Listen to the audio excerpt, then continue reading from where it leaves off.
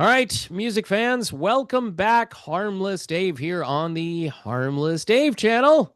Talking about real music and doing it in real time for a couple of people just like you there, and just like me here. Real music for real people in real time. Speaking of real music, folks, you got to check out this band called King, okay? This is their album Exile and Grace. I've been talking about these guys for a while. And since we're going to be discussing Bad Company, if you're a fan of Badco, you may want to check out King. There are bands out there that are carrying the legacy forward. They're out there. Sometimes they're hard to find.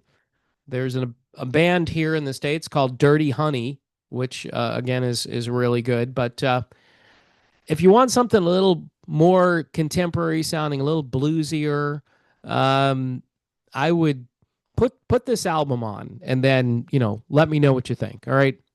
They're both really good. They have a new record coming out, I believe, toward the end of September, and I will be probably ordering that one because I have to. Because when I get into something, I become obsessed with it and I put it on repeat play for a couple of weeks, and that's how I get into music. All right. So the Bad Company situation. They're being induced, as Justin Hayward said when the Moody Blues got induced. He said, "We're finally being induced." Yeah. 50 years. The band has been around for over 50 years, people, and they're finally being inducted. And Simon Kirk is talking about this. He says, "We're very pleased. We're very honored. Quite honestly, I think it's about time. And I don't want to appear ungrateful." Yeah, here's the thing. Mick Ralphs, he passed away a few months ago. He's the guitarist for the band. Was it Boz Burrell is the other guy? Pretty sure he's gone. So they're worried that they might not even be able to perform. The two guys that are left, which would be Paul Rogers and Simon Kirk. It says here that I don't know. I know we've been approached to play a couple of songs. That's nice of the Hall of Fame to approach them.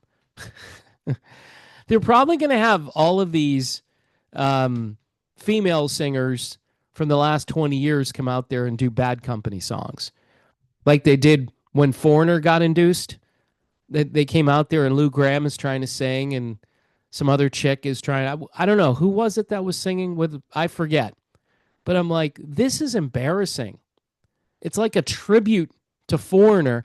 How about if Foreigner can't perform, then you don't, but they could perform. That's the thing. I don't understand why they needed to bring these other people in. This is my theory about all of this stuff. Rock and roll is blasé. That's why they're putting all of this stuff in that's not rock and roll. Do they list on this article? Yeah, like, Outkast and Soundgarden and the White Stripes. They're putting all this stuff in to make it more exciting. Outkast, especially. They're all excited about Outkast. You can't get Steppenwolf inducted, but you put in Outkast. That Three Dog Night? Nope. Outkast? Sure. Even Cyndi Lauper is just, what are you doing? You've got like 400 other things to put in before you put in Cyndi Lauper. And then you're putting stuff in that it's not even rock. And, oh dear. It's just, why? I mean, and people just comment, they say, well, the Rock and Roll Hall of Fame is a joke. But it's called the Rock and Roll Hall of Fame. If I go to a Ford dealership and they have Toyotas and Fiats there, I'm going to be like, okay, why do you have, I'm not the used ones, talking about brand new cars. I thought you were a Ford dealership. Thought this was the Rock and Roll Hall of Fame. Where's the rock and roll? I don't see any. Well, we put it in the back over here where people can't see it. It is a museum. So we have to hide it. We don't want to put it out front and center. You're not going to get your Three Dog Night or your Steppenwolf or your Guess Who or your America or Bryan Adams or Phil Collins. You're not going to get that. Nope. We're going to put in Outkast, and we're going to wait like 100 years to put Bad Company in. Maybe we put everybody in posthumously, going forward from the old days because we missed him the first time and we're too embarrassed now to say, you know what, we probably shouldn't have missed these guys. So they're worried that Paul and Simon might not even be able to perform one or two songs.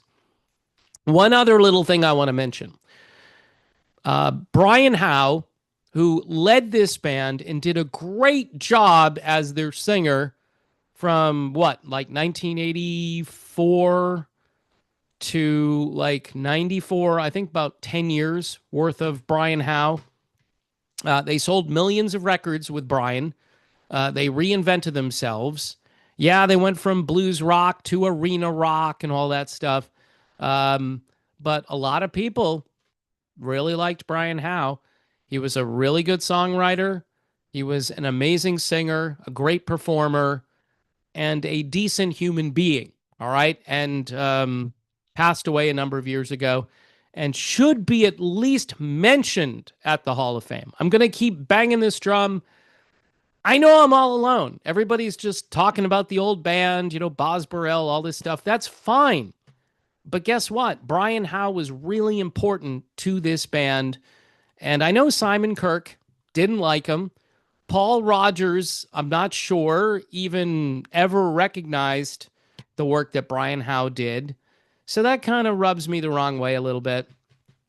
And I'm hoping that they'll mention that Brian was a really good guy and a great singer and, you know, kept the Bad Company thing going. All right. When everybody else was just like, no, I don't want to be in this band anymore. And that's what happened in the early 80s with these guys. They certainly could have kept going. Paul Rodgers did. People remember The Firm, which was a really cool band. And then Paul Rodgers had another band called The Law, which was definitely a spin-off on the whole Bad Company idea. Not a bad little thing that he put out there briefly.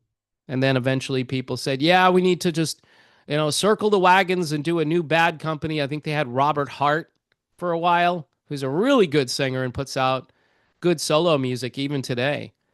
But finally, Paul got a hold of the thing again. And I think Paul and Simon. And for a while, Mick was touring until his health went downhill.